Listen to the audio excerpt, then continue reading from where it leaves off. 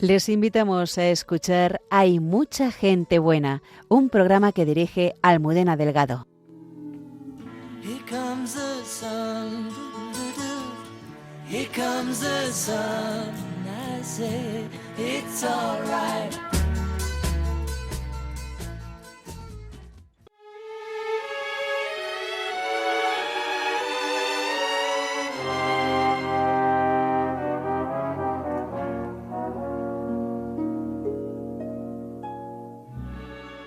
El diagnóstico de una terrible enfermedad del pequeño de la familia supuso un cambio radical en la vida de María Ángeles y Miguel. Sin embargo, encontraron en el Señor una fortaleza y una paz que les fue conduciendo durante todos esos días grises del hospital. Esta noche comparten con nosotros cómo Dios vence en las situaciones más difíciles. Entrevistamos también a Lauda Ruiz de Azúa, directora de la película Los Domingos, que trata sobre la vocación religiosa de una joven de 17 años. Desde Brasil, el padre Miguel Márquez nos habla de un bonito proyecto de los carmelitas con niños que han sido desahuciados por sus enfermedades. Cayetana Jairi Johnson nos habla de la importancia del cayado del pastor en las Sagradas Escrituras. En Santos en Dar por Casa, Monseñor Alberto Royo nos habla de la vida de las misioneras de la caridad que sufrieron el martirio en Yemen. La hermana Carmen Pérez y José Manuel Palomeque dialogan sobre la necesidad de la experiencia personal para vivir la fe y el amor. Buenas noches y bienvenidos a nuestro programa. Muchas gracias por acompañarnos. Comenzamos.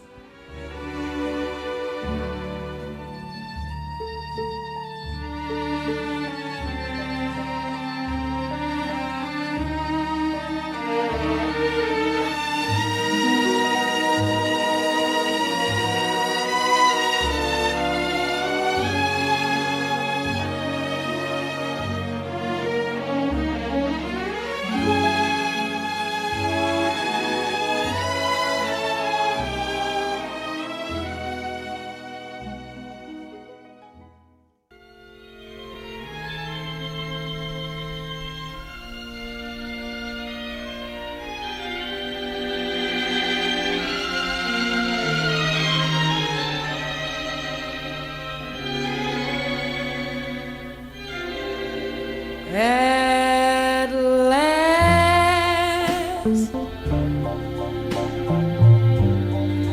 my love has come along. My lonely days are over, and life is like a song. Oh yeah, yeah, at last the skies above are blue.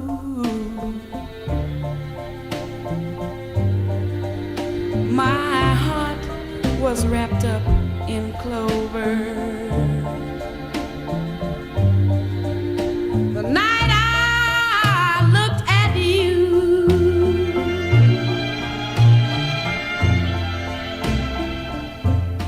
I found a dream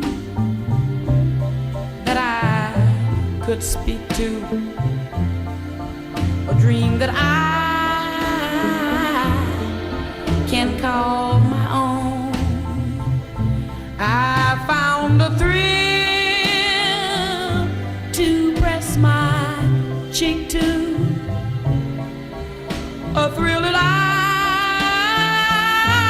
have never known. Oh yeah, yeah, you smile, you smile. Oh, and then the spell was cast, and here we are in heaven. For you are mine.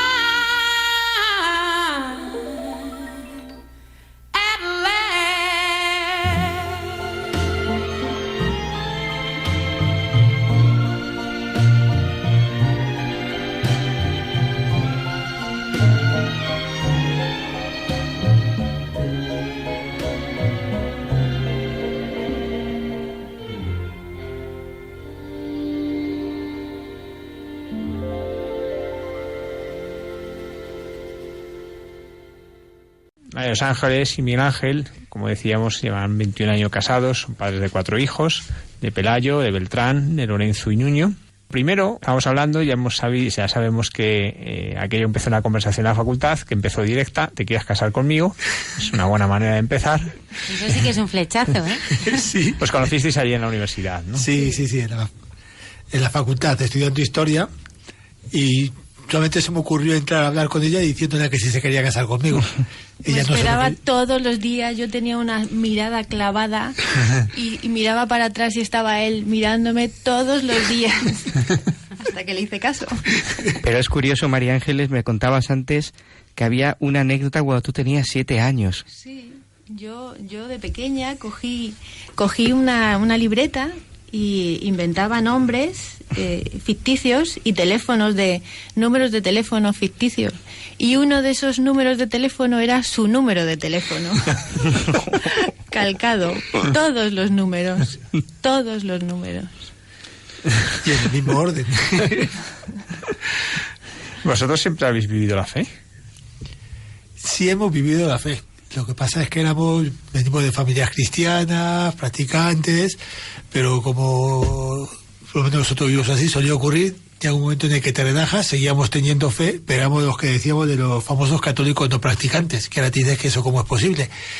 Pues sí, cuando éramos novios, pues a lo mejor íbamos de viaje, visitábamos iglesias, nos gustaba, teníamos fe. Yo le pedí que se casara conmigo delante de la Virgen del Cerro. Sí teníamos fe, sí la vivíamos, pero sin embargo no asistíamos a la Eucaristía. Fuimos poco a poco, luego evidente cuando nacieron nuestros hijos, cuando nació Nuño, cuando empezamos ya los domingos a ir a misa con nuestro hijo para que fuera adentrándose y viviendo la fe, y es cuando ya retomamos realmente el empezar a ir a misa, pero durante el noviazgo no éramos habituales de la iglesia, con fe, pero no habituales de los sacramentos. Para vosotros, ¿cuál fue las claves de vuestro noviazgo?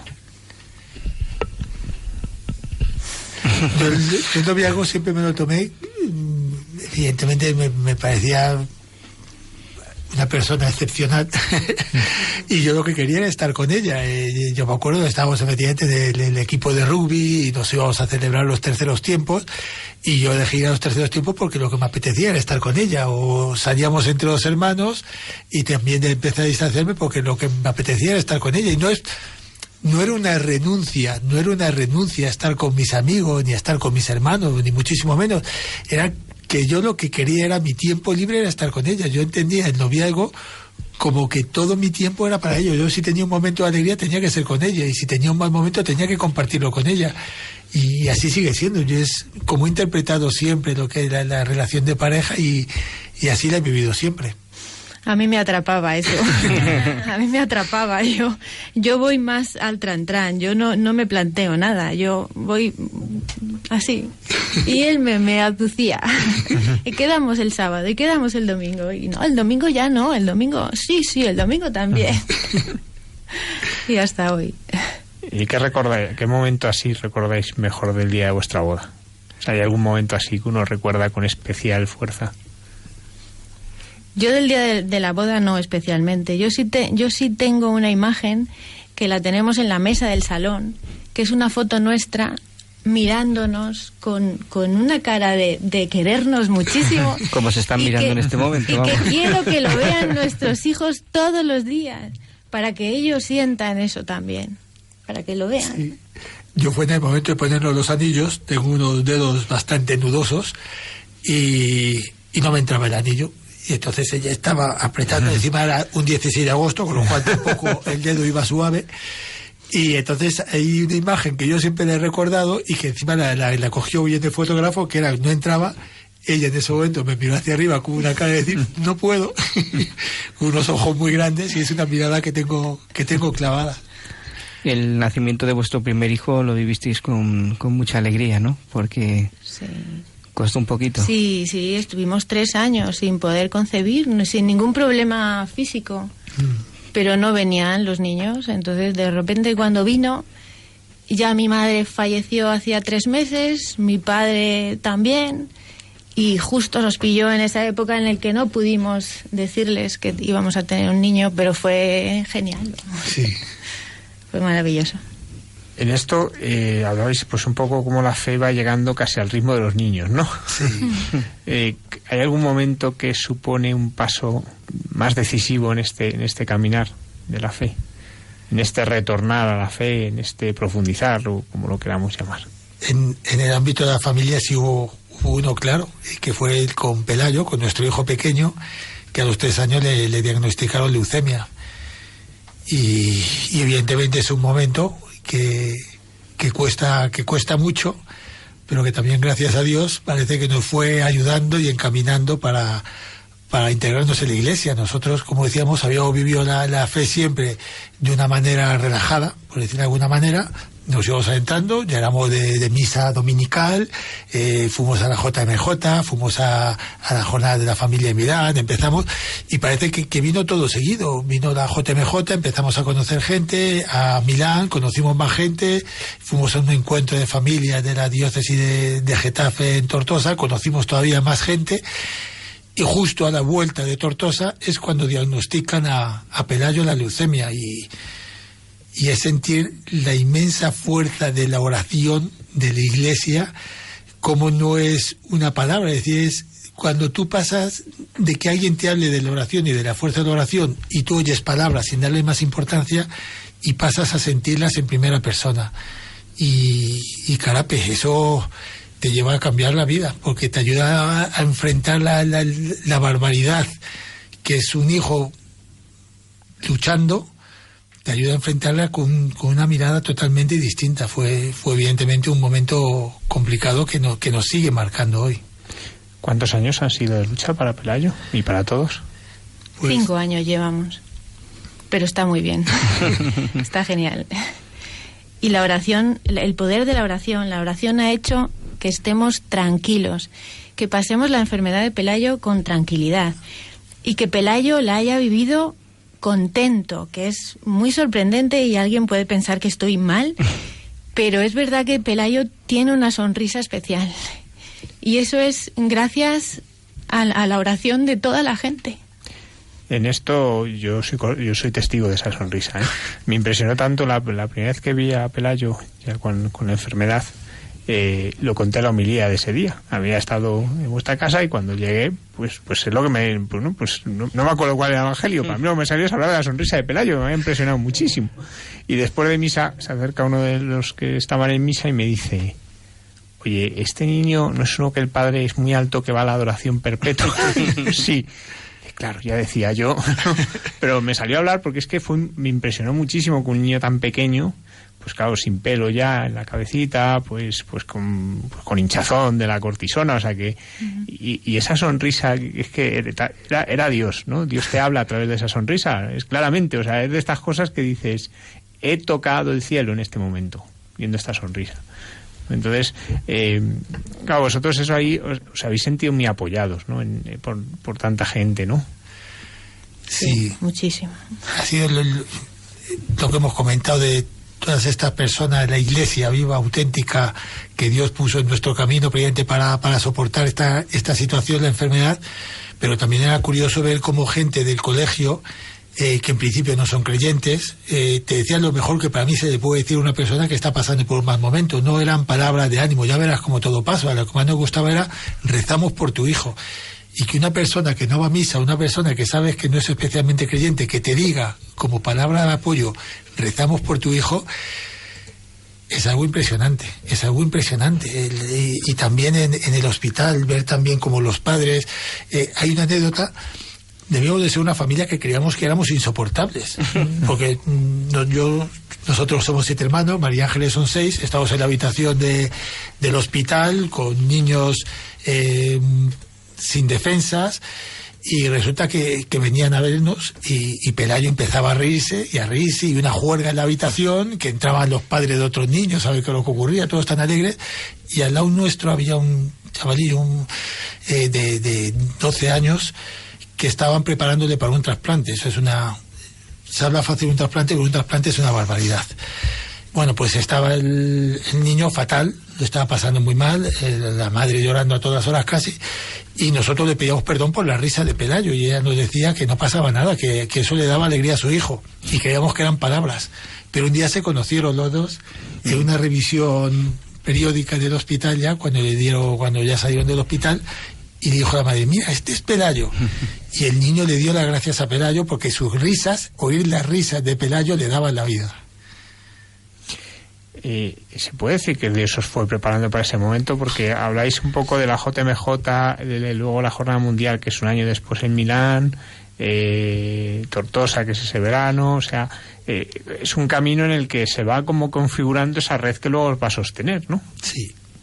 Sí, y les hemos dado las gracias a todos, porque es verdad que nos ha ido preparando poco a poco, y más todavía, porque Miguel tenía que trabajar todos los días. Miguel no podía ir al hospital salvo cuando salía de trabajar.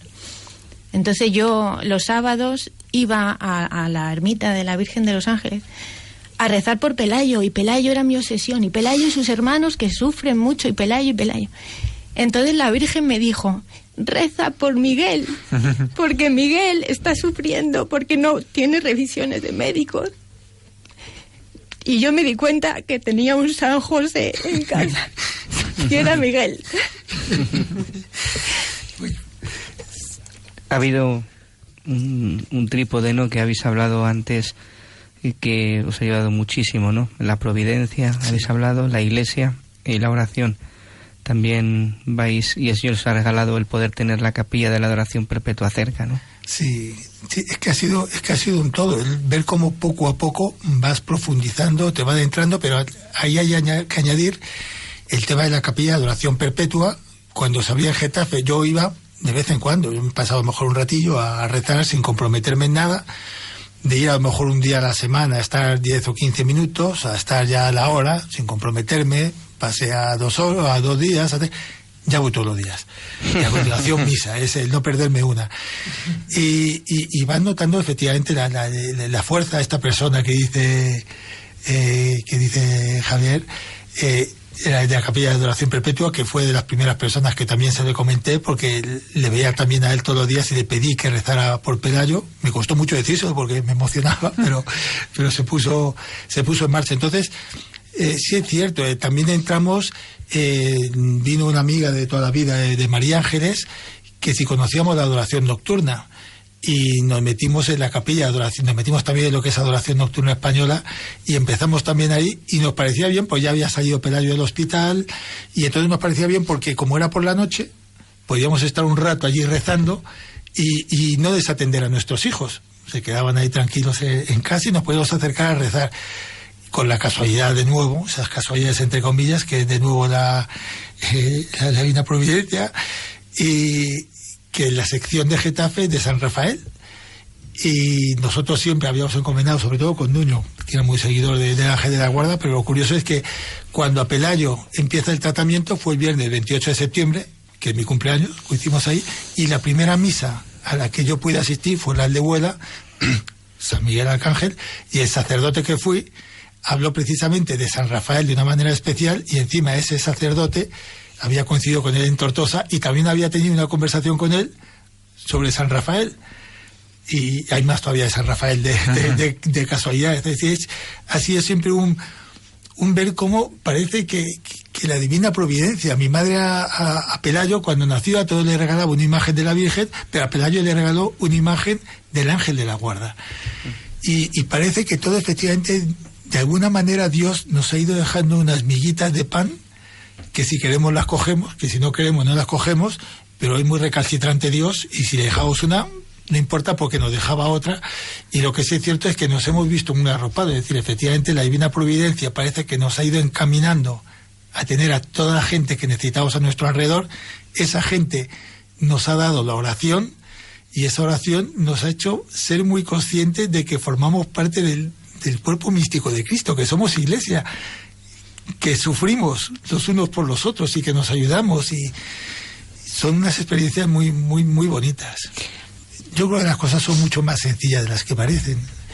Hay anécdotas también de estas que siempre comentan, de esta persona que se entraba en la capilla y solamente decía hola, buenos días, Jesús, y se iba a trabajar.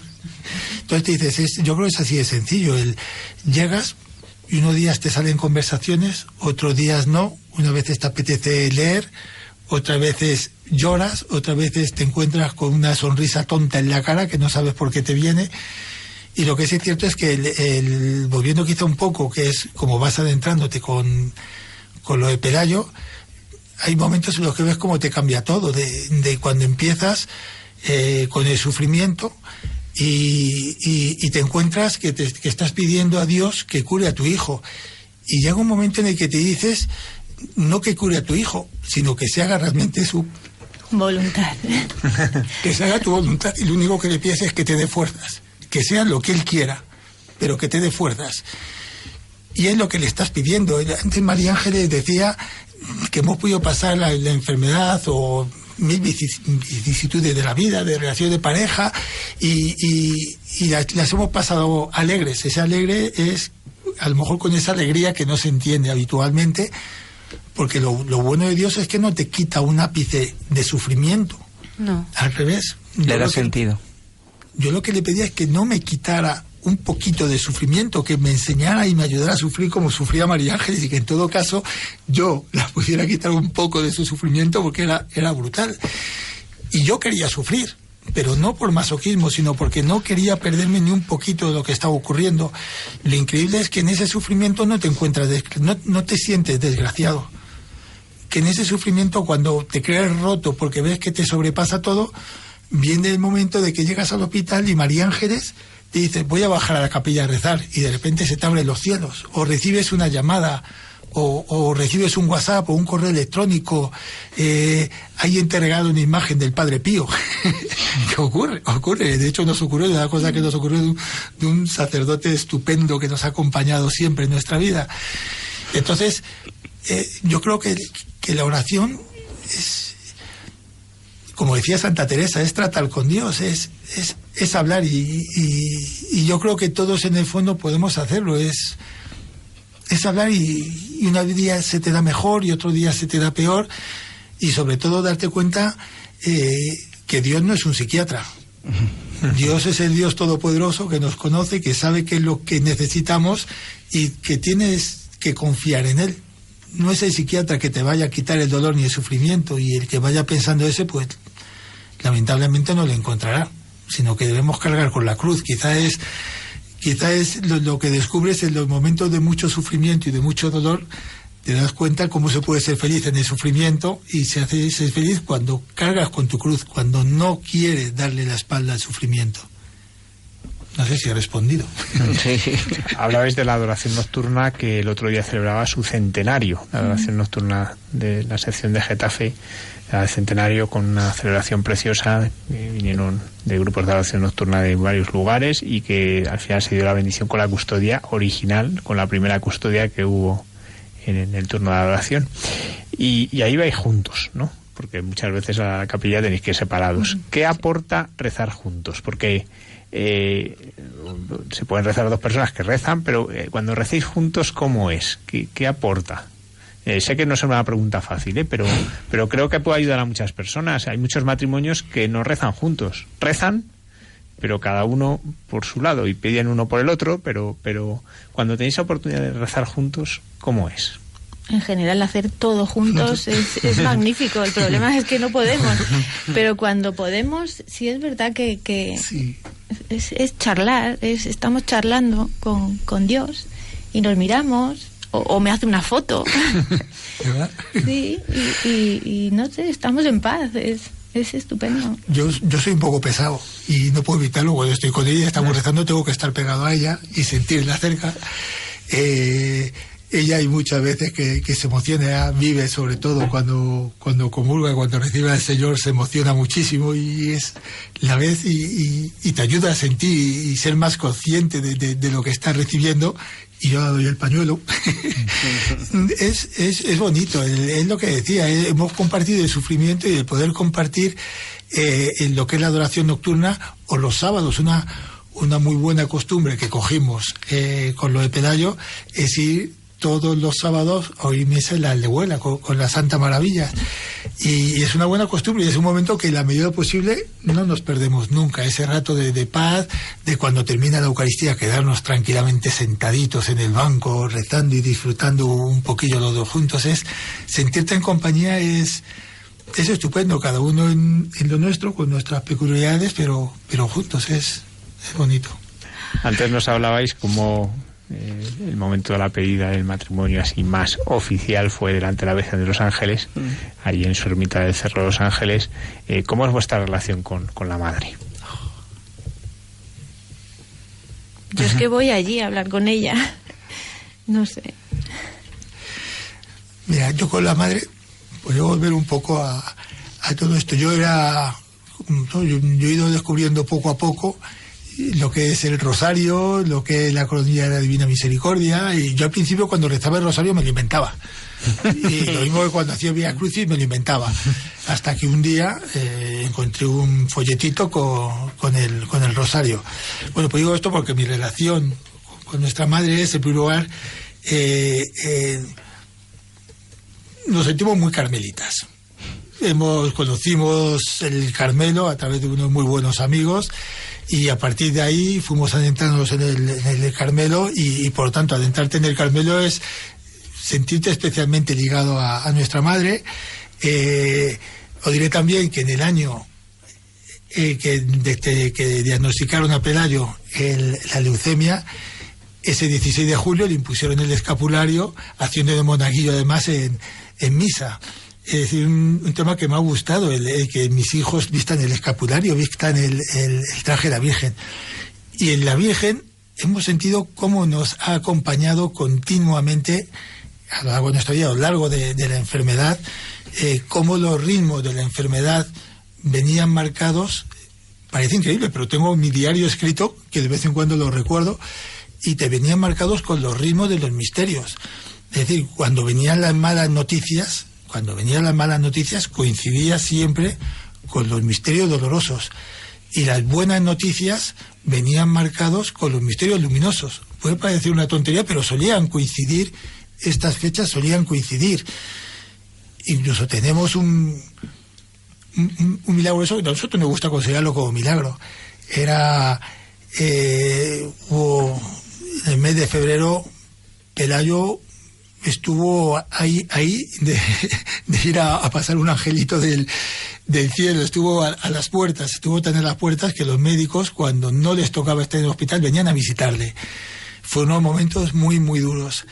Entonces yo por las mañanas, antes de ir a trabajar, cuando se quedaba María Ángeles a dormir, pasaba por la mañana a ver cómo estaba Pelayo. Bueno, pues un día llegué, era un jueves, iba rezando yo mis misterios luminosos por la calle, que hay que ver todo lo que da de meditar en ellos, y además ese día nos habían regalado el fin de semana anterior una botellita de agua de Lourdes. Entonces pensé en llevar un poquito al hospital. Eso que dices, no sé si a María Ángeles la voy a escandalizar o a decir que si me he vuelto tonto, pero bueno, dije, la voy a llevar. Cuando llegué al hospital, me acuerdo que bajé a terminar el rosario de la capilla, que me di cuenta también que era la Virgen Milagrosa la que estaba allí, que también tiene mucho que ver con nosotros. Y cuando llegué al hospital, cuando llegué arriba de la planta, la enfermera me dijo que la noche había sido muy mala, que Pelayo estaba muy mal y que María Ángeles había pasado una noche terrible. El caso es que cuando llegué allí, efectivamente estaba mal. Me acuerdo que le dije a María Ángeles, he traído el agua de Lourdes, y no sé, que sea lo que a ti se te ocurra. Y María Ángeles dijo que, bueno, vale, pues miraremos a ver. Pues parecía una tontería, no se la llegamos a dar, pero tenía unas costras en la boca impresionantes.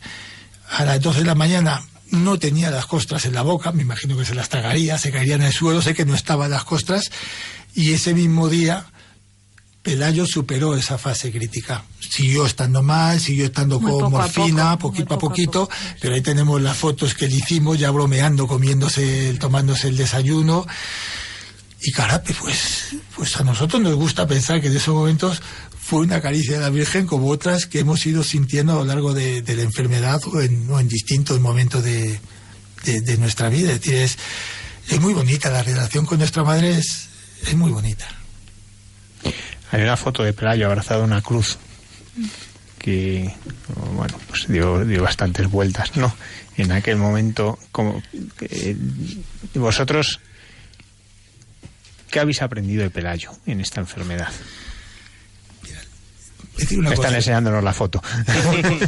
La foto está famosa de la cruz que lleva es la cruz que llevó una carmelita descalza durante su vida en el convento. Es la tía de los amigos que nos adentraron en el Carmelo, que era el conductor, el padre precisamente de la Madre Maravillas.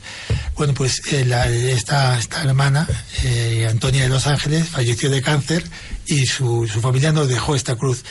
Y esta foto la hice porque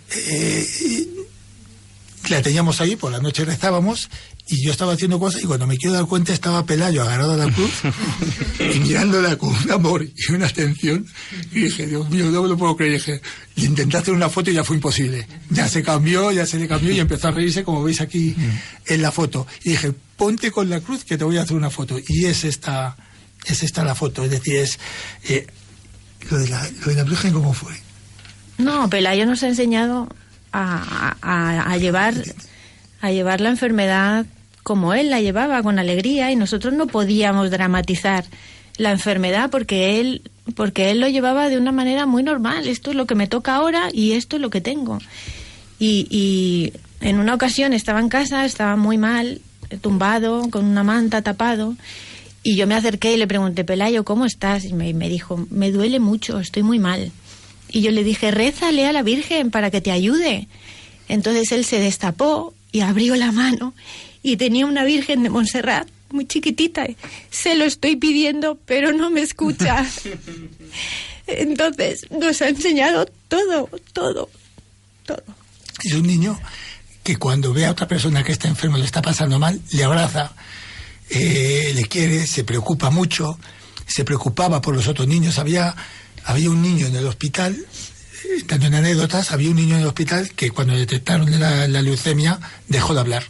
Se enfadó, se deprimió y no hablaba, y estuvo así durante un par de meses. Las primeras palabras que dijo fue que entró a ver a Pelayo, a ver quién era ese niño que se reía a todas horas. Y entonces fue cuando entró a ver a Pelayo, el niño empezó a reír y empezó a hablar. Y había otro niño con una enfermedad rara, no era leucemia, vamos, una enfermedad rara, tenía unos dolores impresionantes de espalda, y entonces les pusieron, yo creo que fue la primera vez que pusieron a Pelayo con otro niño en la habitación, porque normalmente siempre le tenían solo. Y entonces el niño le estaba pasando mal, y de repente veo que el niño empieza a hacer cosas, y me fijo, y estaba Pelayo sentado haciéndole muecas y haciéndole gracias, y le sonreía, y entonces el otro sonreía. Y la cuestión es que al niño se le pasaron los dolores y empezaron a reírse los dos. Entonces,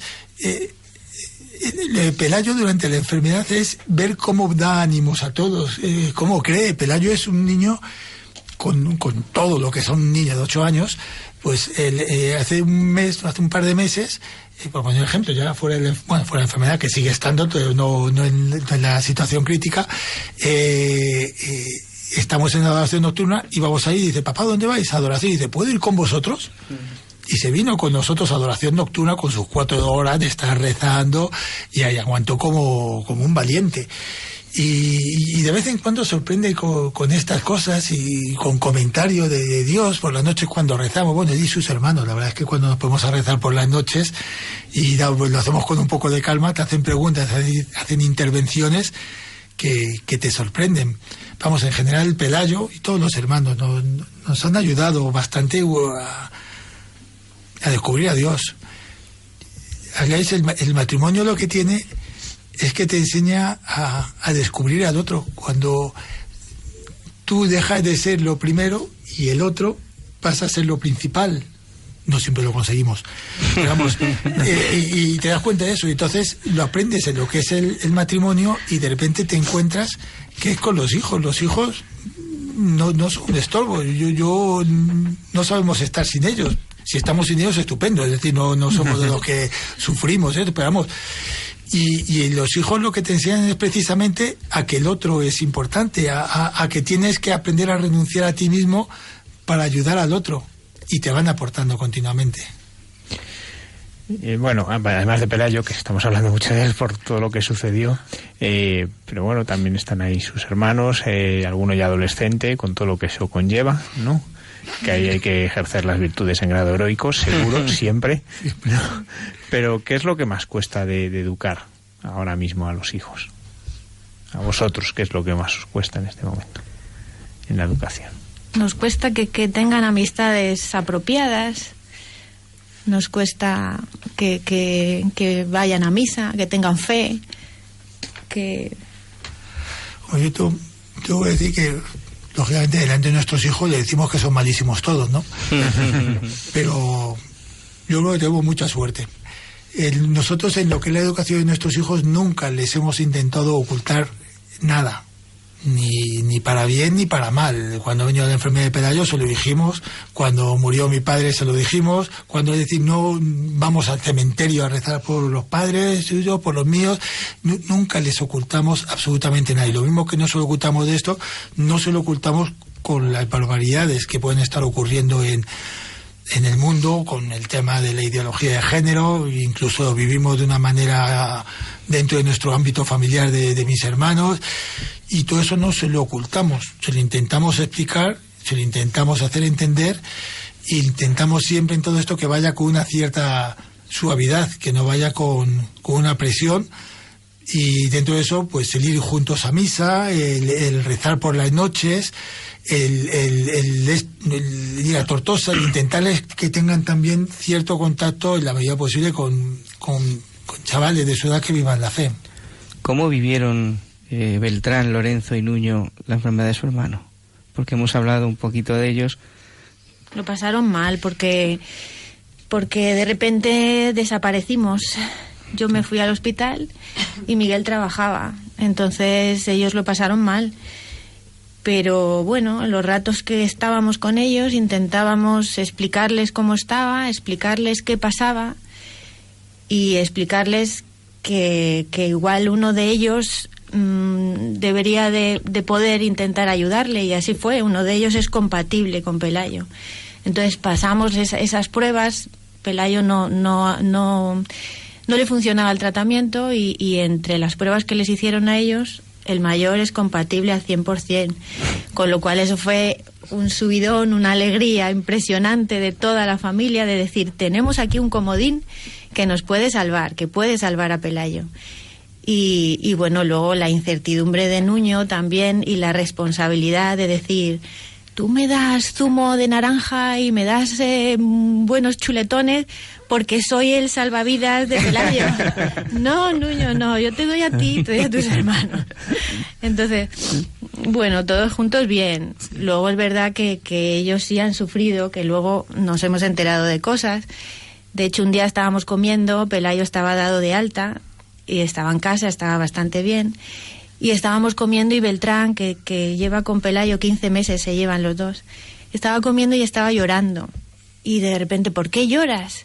Una compañera de clase me ha dicho que Pelayo tiene leucemia y que leucemia es cáncer y que Pelayo se va a morir. Entonces Pelayo soltó el tenedor y dijo, dile que sepas, que se entere que yo no me pienso morir. O sea, que dime cómo se llama y dile que yo no me pienso morir. Entonces, así lo hemos vivido, pero yo qué sé, yo creo que lo hemos vivido de una manera natural. Con naturalidad. Sus hermanos, cuando estaba de alta Pelayo en casa, cuando tenía fuerza, lógicamente, pues si se tenían que meter con él, se metían. Si le tenían que regañar, le regañaban. Y si tenían que dar una patada, se la pegaban. Es decir, con lo cual también ha venido bien, porque hemos intentado también que a la medida de lo posible a Pelayo no recibiera un trato especial por estar enfermo.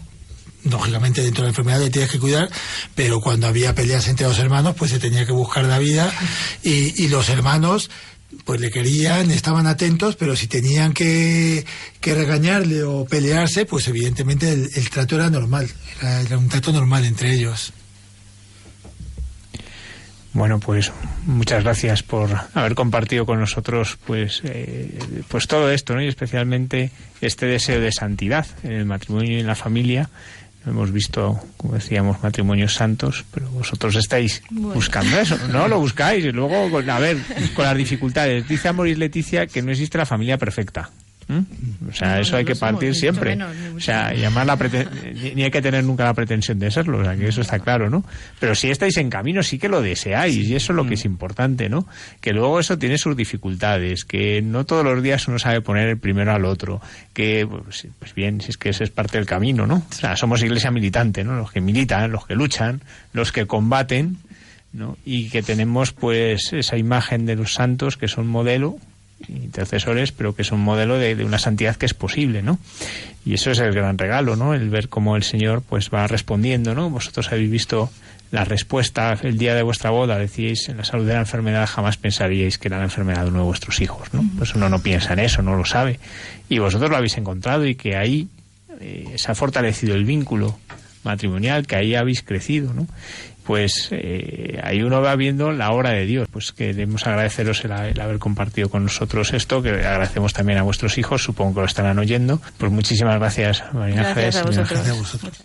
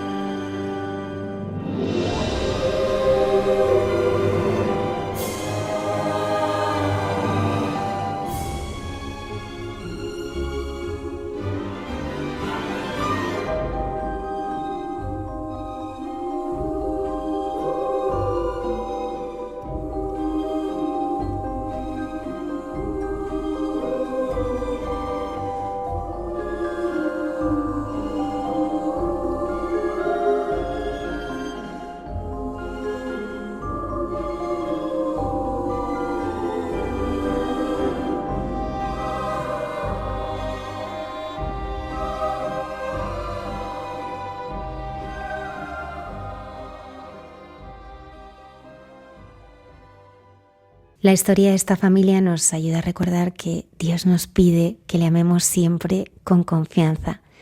Y ahora nos vamos al cine para entrevistar a la directora de la película Los Domingos, Alauda Ruiz de Azúa.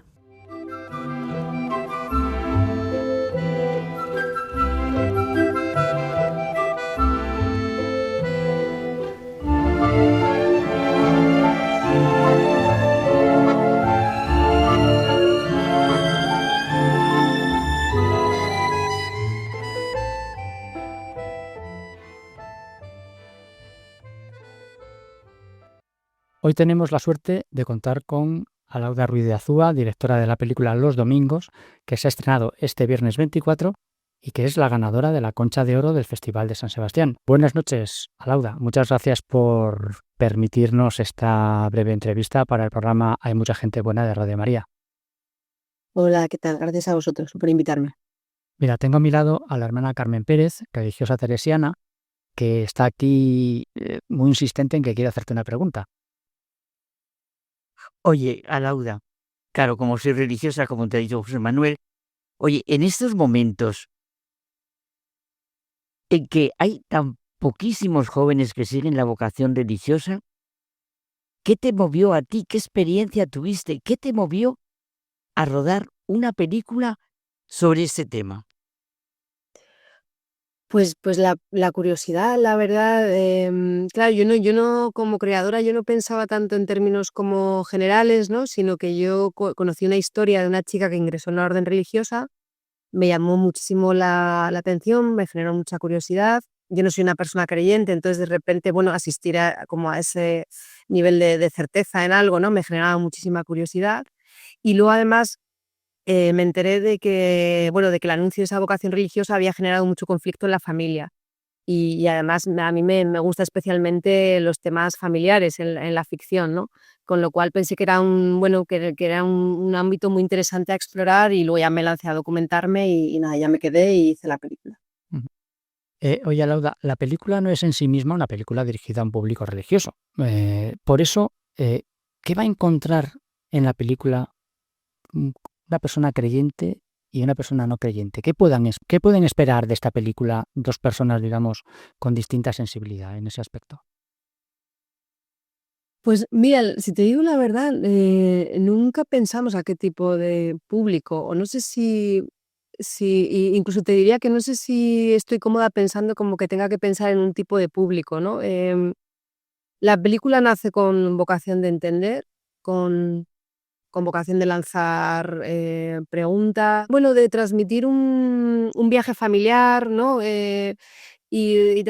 sé, y comunicar buenas yo creo que son preguntas profundas y que son preguntas interesantes, ¿no? Y dejarle el margen al espectador para que él también saque sus propias conclusiones, ¿no? Y en ese sentido, la película sí que es verdad que representa como todos los puntos de vista, ¿no? O sea, tienes personajes que son no creyentes, pero que son más beligerantes en torno al tema de la vocación y otros más respetuosos. Tienes personajes que son creyentes. O sea, están todos los puntos de vista están representados. A mí me parecía interesante tratar al espectador como, oye, como un adulto y con capacidad suficiente como para sacar sus propias conclusiones, ¿no? Y en ese sentido yo veo la película como un espacio de encuentro para todo el mundo, ¿no? Porque además genera mucha conversación, ¿no? Entonces, bueno, pues me parece estupendo que luego la gente tenga lecturas distintas y salga y las comente, ¿no? Y a ti personalmente, después de profundizar en esto, dices, oye, pues, ¿qué me llevo? ¿Qué me llevo? Pues mira, yo me llevo porque a veces cuando llegas a historias que te son desconocidas,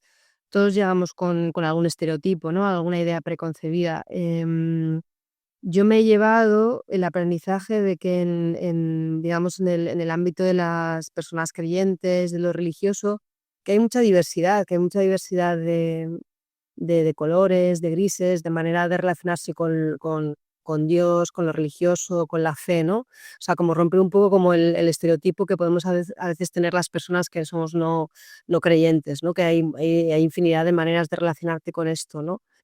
Y luego también, pues bueno, haber asistido al hecho de que, sí, que muchas personas encuentran un consuelo muy muy real en lo religioso, ¿no? Y que es muy difícil negar eso, ¿no? Negar como esa realidad, ¿no? Alauda, no te queremos entretener más. Te deseamos toda la suerte del mundo con la película, que llenes los cines y nosotros vamos a ir a verla. Y muchísimas gracias por invitarme. Muchas gracias, adiós.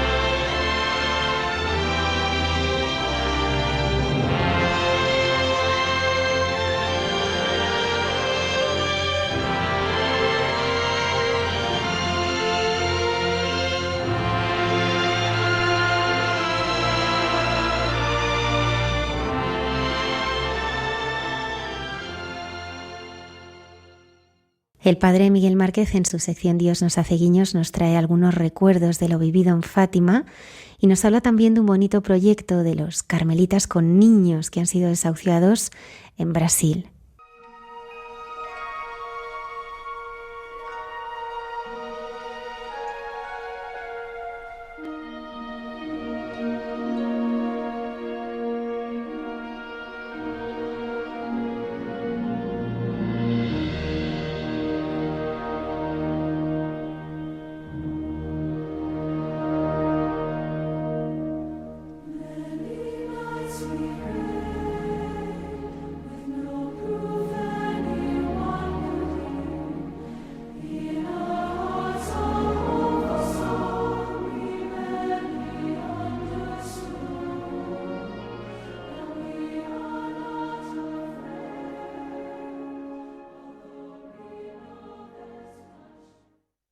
Buenas noches a todos. Espero que haya paz en vuestro corazón. Y si hay tormentas, si hay dificultad, también que este momento pueda ser de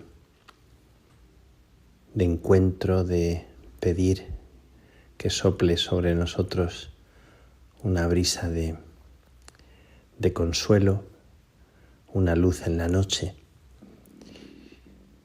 Quiero compartir con vosotros que después de estar unos días en Fátima, que siempre es una experiencia de oración, de sosiego, de descanso, compartiendo durante unos días sobre la figura de la hermana Lucía de Fátima, que murió con 97 años después de una vida muy larga, 57 años en el Carmelo. Antes estuvo más de 25 en otra congregación, en las Doroteas, pero desde el inicio estuvo deseando irse al Carmelo y tardó 20 muchos años en llegar al Carmelo, y su vida realmente me ha conmocionado, me ha impresionado. Os invito a que la descubráis, os invito a que podáis acercaros a algunos de los libros que están empezando a salir ahora. Y me ha conmovido las contradicciones que tuvo que sufrir, las obediencias, la dificultad, como una persona que ha pasado tanto y que inició con algo maravilloso, que podemos considerar las apariciones realmente una cosa como espectacular, maravillosa. Cualquier persona podría decir, tal vez, quien tuviera esa suerte, pero lo que vino después realmente es una vida crucificada, una vida entregada a una misión, a la misión de proclamar el Evangelio que ella recibe de María, y a decir sí, con la certeza y el consuelo de lo que María, de lo que la Virgen le dijo, que siempre estaría con ella. Y en el sí de María ella pronuncia su sí, toda su vida, un año tras otro, en medio de situaciones muy, muy complicadas. No describo nada ni os adelanto nada, pero le tocó obedecer, y obediencias muy, muy complicadas, y también guardar silencio, y también pasar épocas de anonimato donde no podía decir quién era y tuvieron que cambiarle el nombre en los primeros años de siendo Dorotea. Y como después, para poder ir al Carmelo también no fue nada fácil. Tuvo que escribir al Papa a escondidas, y también llegar al Carmelo tampoco se lo pusieron fácil. Bueno, realmente me ha impresionado la sencillez y la profundidad de su vida. Estamos resaltando mucho la figura de hermana Lucía, o rescatándola como carmelita, como mujer que vivió una vida de sencillez, una vida oculta, pero que realmente fue una mujer buscada por todos, por tantos, que recibió tantas cartas, tantísimas cartas, y que lo que más me impresiona de ella es esa profundidad de su vida, de su fidelidad. Pues hoy, después de estar en Fátima, de estar incluso celebrar la misa en portugués en varias ocasiones, me toca venir a Brasil, y estoy en Brasil ahora mismo. Estoy en una ciudad que se llama San Roque, muy cerquita de Sao Paulo,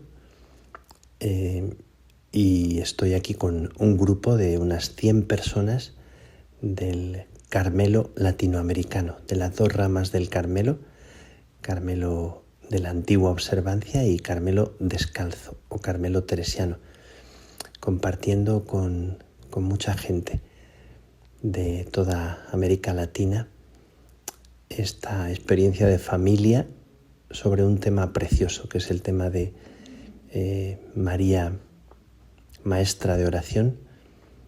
Estamos compartiendo distintos temas que nos encienden el corazón con la figura de María y nos la acercan como una mujer orante y una mujer profética, y una mujer que vivió en su historia una experiencia que sigue viva y que ahora mismo está presente de una forma muy, muy candente, muy ardiente para nosotros y sigue siendo una promesa de vida, sintiendo que acercarnos a María nos da a luz, nos vuelve otra vez a regalar una vida que no imaginamos.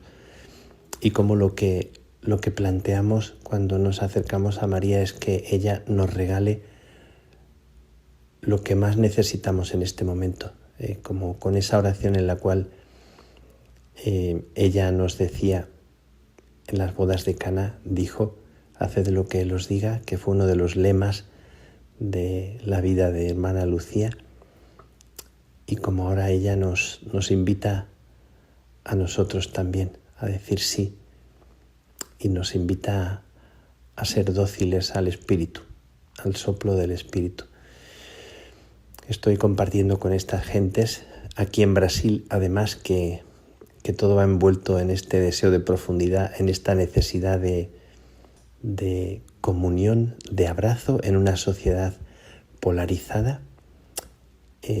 Ahora está Lula en el poder, antes era Bolsonaro, son dos líneas radicalmente opuestas y diversas. Me comentan que la sociedad cada vez más polarizada, cada vez más confrontada, como está el mundo.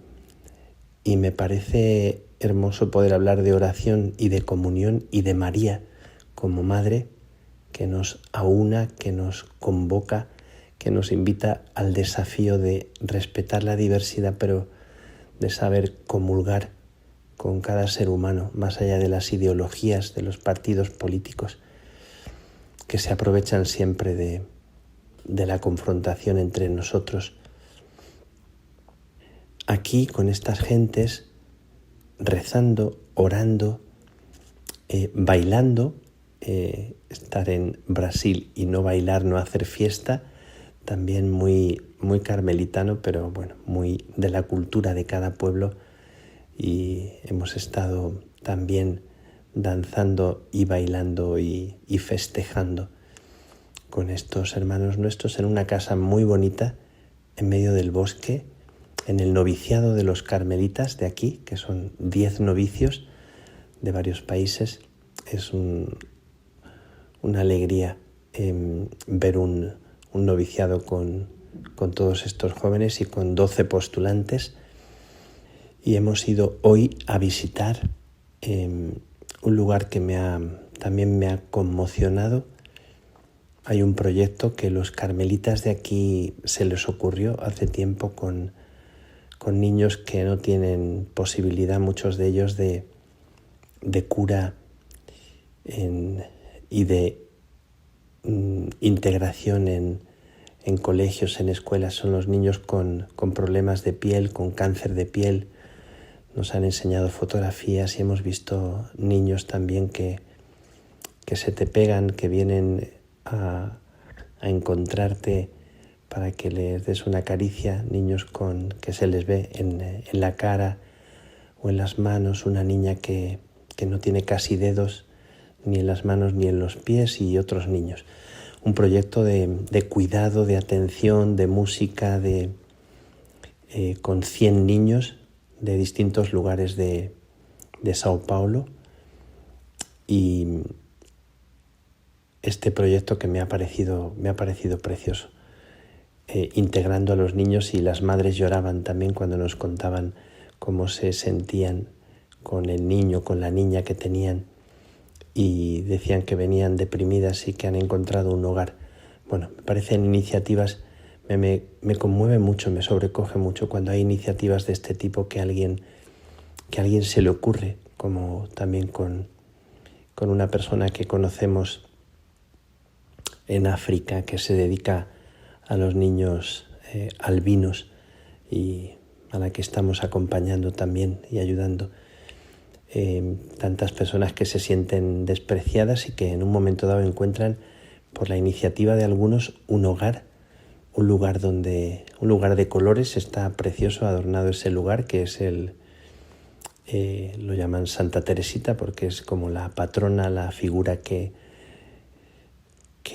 ocupa casi todo ese lugar como inspiradora de la atención y del acompañamiento a esos niños.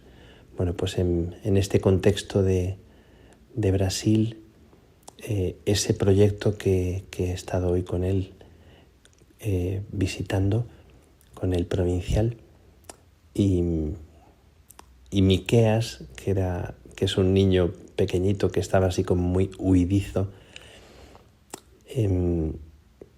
también con las marcas en la piel de la enfermedad, pobrecito, y estaba así un poco esquivo, hasta que me he puesto la nariz de payaso, y entonces ha empezado a reír y se ha venido corriendo a mí, como a abrazarme, a estar conmigo, y bueno, al final he tenido que regalarle la nariz de payaso, que por cierto con la nariz que tenía el pobrecito no se le quedaba fija, pero estaba muy contento. Bueno, dando gracias a Dios por la gente que se inventa proyectos para dignificar la vida de otros.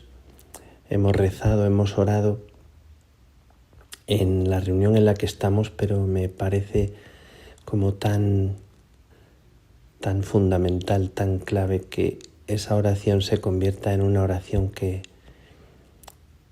cuida, que sostiene, que se hace presente en la vida de otros, que escucha el grito de otros. Y yo pido para mí escuchar ese grito, pido para mí que tengamos imaginación, pido para nosotros que se abran los ojos del corazón para darnos cuenta de los que están cerca y para inventarnos proyectos y gestos y palabras que puedan hacer sentir a otros que su vida es valiosa y es preciosa. He comentado también en mi charla que cada ser humano tiene una música. Mi charla era sobre el Magnificat y la espiritualidad que encierra el Magnificat.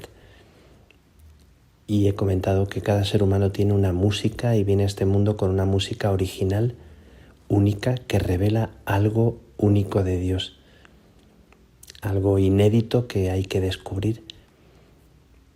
Y pensaba que hay personas que no creen tener una música, no creen tener algo original o algo digno de ser tenido en cuenta o de ser amado, y me parece que es la experiencia más importante de la vida de un ser humano, que pueda sentirse único y que pueda percibir en la mirada, en la escucha, en la atención de alguien que su música es valiosa, es hermosa. Bueno, pues este mensaje os quiero dejar en este momento y en este lugar, en San Roque, en este bosque, en este lugar precioso, en este noviciado de los carmelitas, donde hemos comentado que todos somos novicios, que todos somos principiantes, y que la gente verdaderamente sabia es la gente que escucha y que se deja tocar. Bueno, hemos tocado y hemos abrazado y he besado a los niños, ¿no? Y a las niñas con esa piel herida. Bueno, eso que hace Dios con todos nosotros, ¿verdad? Que Dios os bendiga, os mando un abrazo fuerte y que la bendición de Dios Todopoderoso, Padre, Hijo y Espíritu Santo, descienda sobre ti, descienda sobre vosotros y os acompañe siempre, siempre.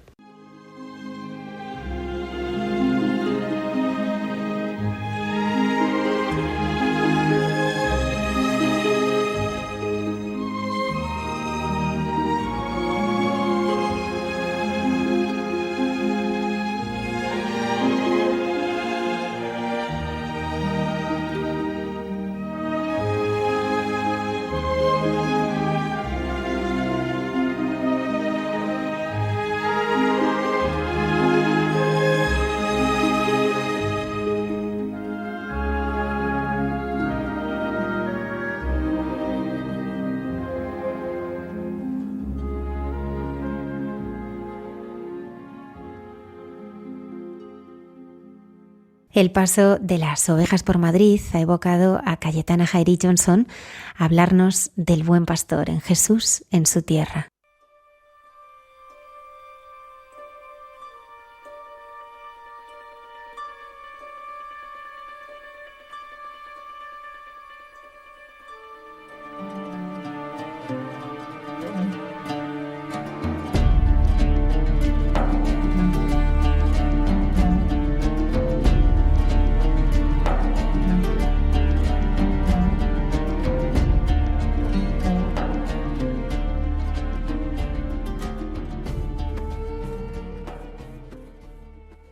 Buenas noches de paz y bien, queridos amigos de esta sección llamada Jesús en su tierra de Radio María.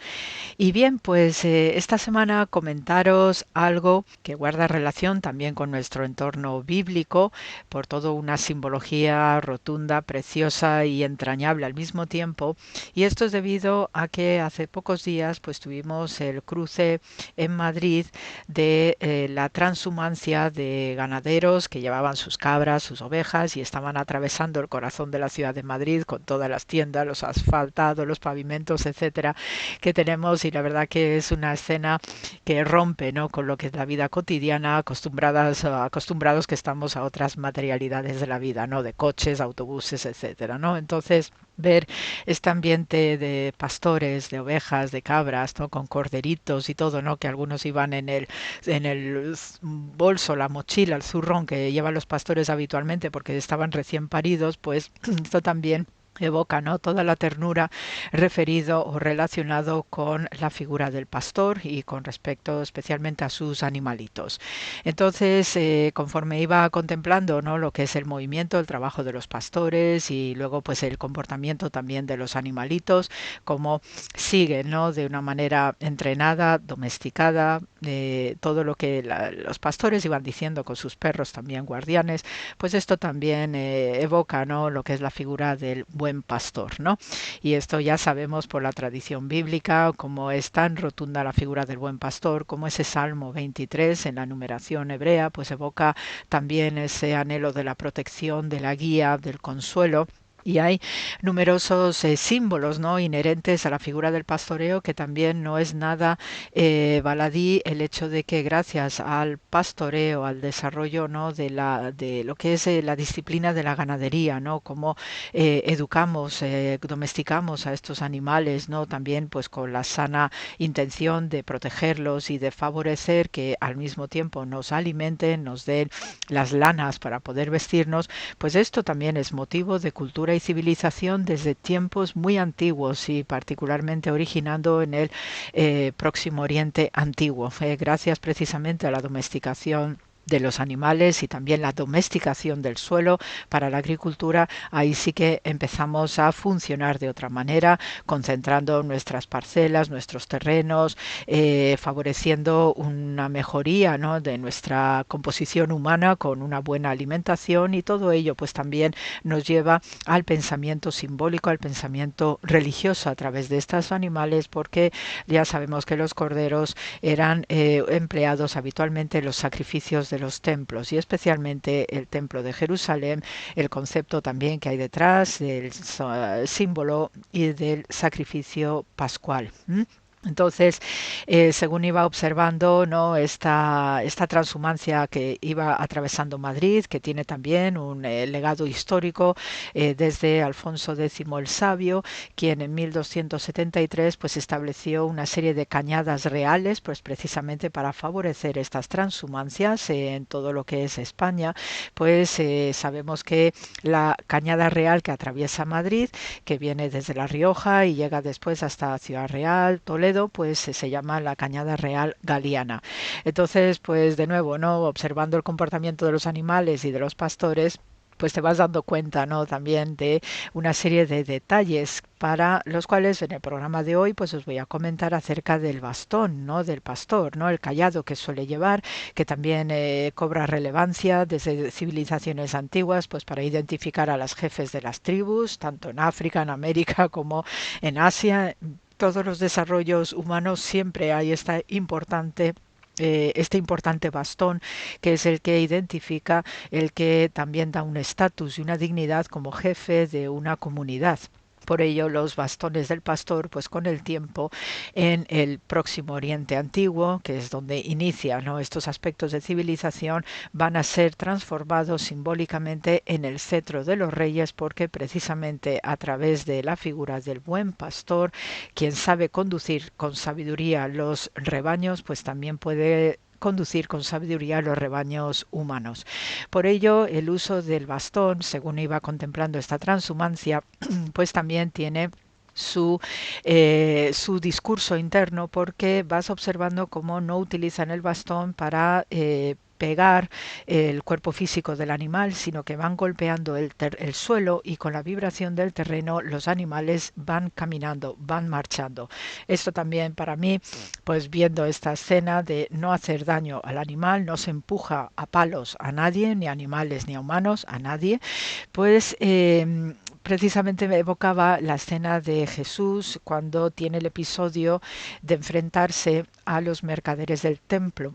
Entonces también pues se saca un cinturón y se pone a golpear las mesas, las cajas, todas las pertenencias materiales de estos mercaderes, pero no golpea al cuerpo físico de esos mercaderes, ¿no? Entonces, este aspecto de la misericordia, que a pesar de que te estoy regañando, te estoy amonestando, pero también esta sutileza, ¿no?, de la acción de no herir, por mucho que lo estés haciendo mal, de no herir a nadie, a ninguna criatura, sean de 2 o de 4 patas.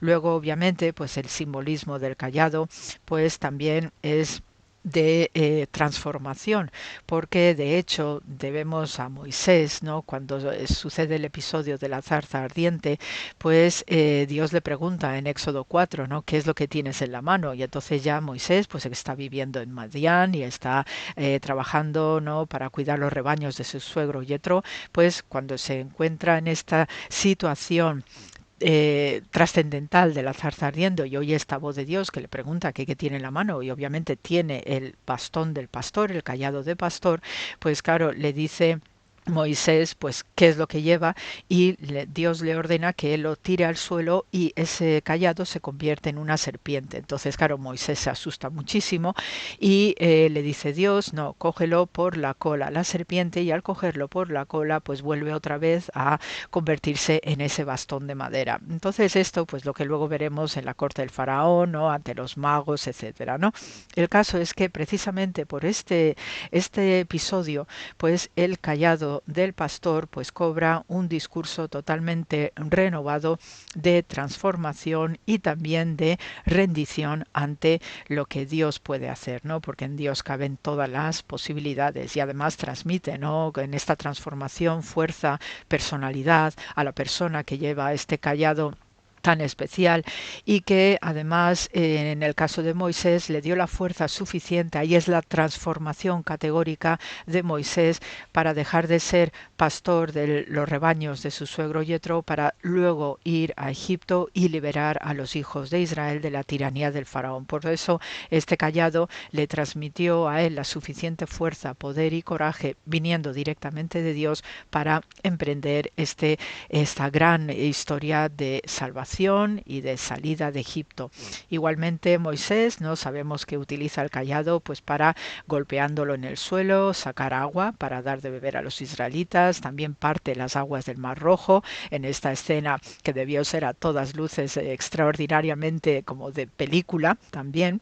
Y también pues no solamente indica la transformación de la persona, ¿no?, que ha vivido una experiencia trascendental por mediación divina, sino que también implica autoridad. Entonces la vara de Moisés pues efectivamente se convirtió también en símbolo de prestancia, acompañando al personaje de Moisés, que ya experimenta todo este cambio, ¿no?, y ganan fuerza su personalidad, pues también se convierte en la vara de Dios directamente, ya cuando Moisés tiene que enfrentarse al faraón. Igualmente pues el hecho de en ese episodio de la zarza ardiente de haberlo tirado al suelo, y ahí es cuando Dios lo cambia a una serpiente, pues también es la forma metafórica de indicar la rendición de la voluntad humana, que en muchas ocasiones también es muy frágil, para someterse al designio de Dios. Y en este sentido, una vez que uno ha vivido esta transformación, pues la voluntad de sumisión se convierte al mismo tiempo en una liberación, porque ahora sí que estás caminando en toda rectitud y justicia con ese cayado, ese bastón que representa también ya en la transformación político-social, representa el poder de la ley, de la justicia. Pues esto es lo que va a hacer que Moisés pues emprenda este camino, ¿no? Decide dejar a su familia política para emprender esta gran historia de redención a través de Egipto. Como datos también curiosos acerca de este bastón de Moisés, tenemos el mundo de las reliquias. Entonces, sabemos, y también uniendo lo que es el discurso rabínico, los rabinos a través de diversos tratados del Talmud nos dicen que este cayado ya preexistía a la creación, igual que preexisten pues todos los personajes bíblicos, también preexistimos nosotros en un momento dado, preexiste la Torá, el Pentateuco, y por tanto el cayado de Moisés también preexistía. Entonces Dios, según la sabiduría rabínica, entrega este bastón a Adán y Eva y empieza ya todo el ciclo bíblico hasta el rey Salomón. Todos los grandes personajes bíblicos, pues los patriarcas también tienen este famoso cayado y pasando por Moisés, pues luego va a terminar en manos del rey Salomón. Entonces sucede la destrucción del primer templo de Jerusalén, el templo salomónico, y entonces ahí ya se pierde la pista acerca de dónde pudo ir a parar este bastón.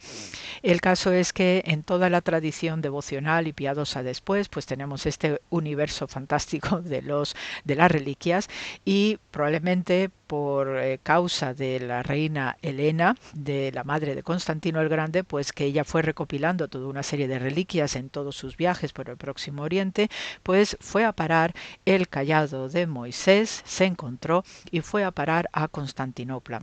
Entonces, tradiciones de viajeros posteriores pues van a narrar cómo vieron el cayado de Moisés en el palacio bizantino de Bucoleón, y después de la destrucción de este palacio pues sabemos que este cayado debió estar itinerante, según descripciones de algunos venerables, algunos monjes, ¿no?, que saben, ¿no?, de las descripciones itinerantes de este cayado, incluso un monje que vino de Islandia en pleno periodo de los cruzados en el siglo XIII, pues llegó a ver ese cayado en Constantinopla en este periodo de las cruzadas, y actualmente tengo que deciros que el cayado, la vara de Moisés, se encuentra en el actual palacio o antiguo palacio de Topkapı en Istambul. Está ahí expuesta en vitrina, podéis consultarlo en internet, y ahí se expone este cayado de Moisés.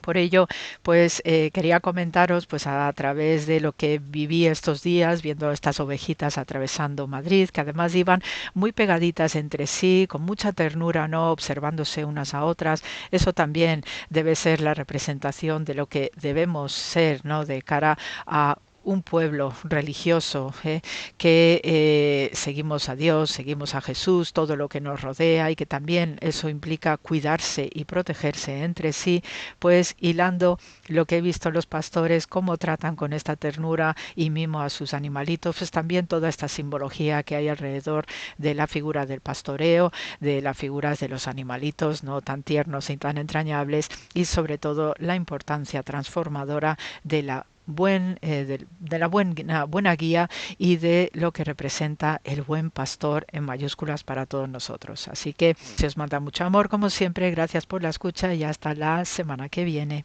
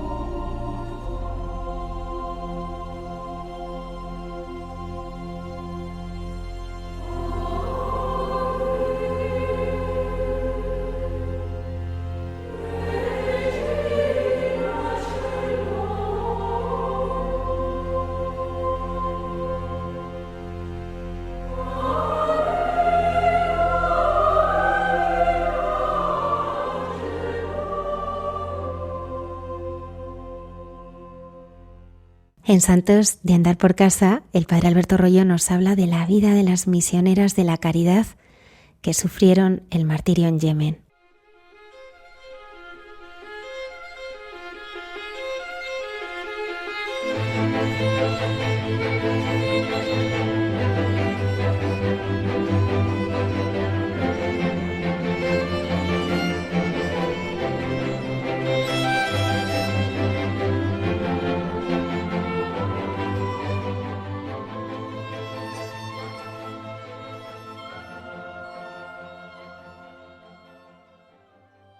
Muy buenas noches a todos los oyentes de Radio María, con vosotros una noche más para hablar de los santos de Andar por Casa. Y siempre es bueno recordar a los mártires, aquellos hermanos nuestros que han dado un testimonio supremo de amor a Dios, muriendo no solamente con Cristo, sino además como Cristo, dando la vida hasta el final, como corderos llevados al matadero, muchas veces perdonando y bendiciendo a sus perseguidores, y siempre, porque si no, no serían considerados mártires, acogiendo la muerte como la voluntad de Dios y por lo tanto con resignación, a veces con alegría, sin duda con paz. Hoy queremos recordar un martirio bastante cercano en el tiempo, concretamente en el año 2016, un acto de violencia sin sentido y diabólica, como lo calificaba el Papa Francisco. Se trata del asesinato de 4 misioneras de la caridad, junto con otras 12 personas, que fue perpetrado el 4 de marzo de 2016 en la ciudad de Yemen llamada Adén. El Yemen, un país lleno de sufrimiento por una guerra civil que ha durado mucho tiempo y que ha causado muchísimas víctimas, entre ellos muchos cristianos perseguidos por su fe. En un telegrama enviado a través del cardenal secretario de Estado, el Papa Francisco en aquella ocasión, además de mostrar una profunda tristeza, elevaba sus oraciones por las familias de las víctimas y para que este suceso despertase las conciencias y guiase hacia un cambio en los corazones, inspirase a todas las partes en aquella guerra civil a dejar las armas y a tomar el camino del diálogo.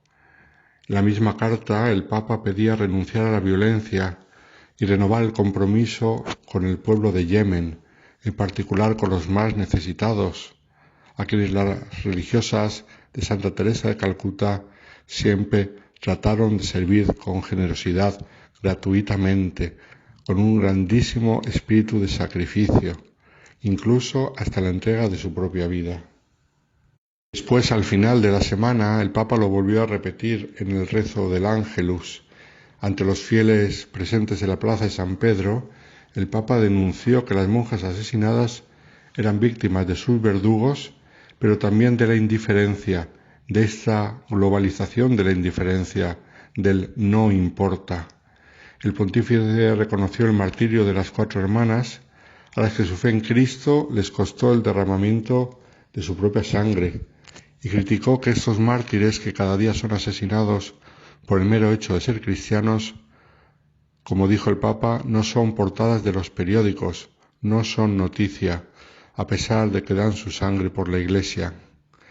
¿Qué es lo que pasó en aquel pueblecito del Yemen, un lugar perdido con muy pocos católicos, unas pocas decenas de católicos? Pues el viernes 4 de marzo del 2016, un grupo de extremistas que luego se supo que pertenecían a Al-Qaeda irrumpieron en la residencia de ancianos y personas discapacitadas que las hermanas misioneras de la caridad dirigían en aquella población y acabaron con la vida de 12 personas. 4 religiosas fueron asesinadas, acusadas de hacer proselitismo cristiano entre los más necesitados a los que atendían. Esto fue mientras servían el desayuno a los ancianos y los discapacitados con los que vivían. Los terroristas entraron en el recinto después de asesinar al guardián y acabaron con la vida de todos los empleados que encontraron en su camino, hacia su verdadero objetivo, que eran las hermanas que se encontraban en la residencia, a las que, como decimos, acusaban de intentar convertir al cristianismo a los pobres, lo cual no es cierto, porque no es la tarea de las hermanas de la Madre Teresa de Calcuta. Ellas dan testimonio de su fe y por supuesto no la niegan, pero no hacen proselitismo ni nada por el estilo. Estas 4 misioneras de la caridad asesinadas se llamaban Anselme, Reginette, Margarita y Judith.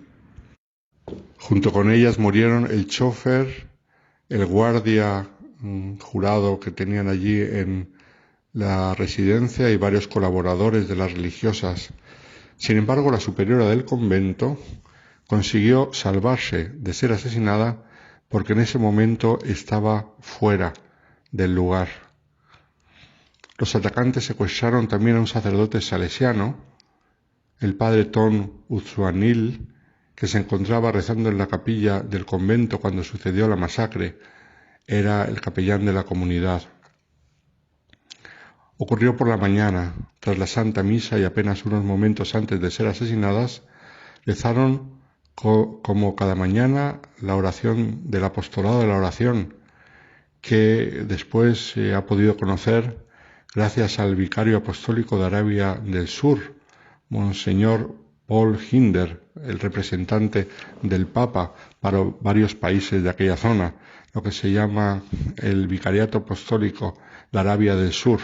En toda la península arábica hay 2 vicariatos apostólicos, el del norte y el del sur, y con eso engloban todos aquellos países musulmanes. Pues en sus declaraciones, este vicario apostólico leyó cuál era la oración que ellas habían rezado poco antes de morir. Señor, enséñame a ser generoso, enséñame a servirte como lo mereces, a dar y no calcular el costo, a luchar y no prestar atención a las heridas, a esforzarme y no buscar descanso, a trabajar y no pedir recompensa, excepto saber que hago tu voluntad. Con esta oración que llevaban en el corazón, estas religiosas se enfrentaron al odio del fundamentalismo islámico que terminó con sus vidas y también con vidas de personas que ni siquiera eran cristianos, que no tenían nada que ver, que estaban allí colaborando y trabajando, ganándose la vida. El Vicariato Apostólico de Arabia del Sur aseguró que no hay duda de que las hermanas han sido víctimas del odio contra nuestra fe y han explicado que en la región de mayoría islámica hay algunos grupos radicales que simplemente no soportan la presencia de cristianos que sirven a los más pobres de los pobres.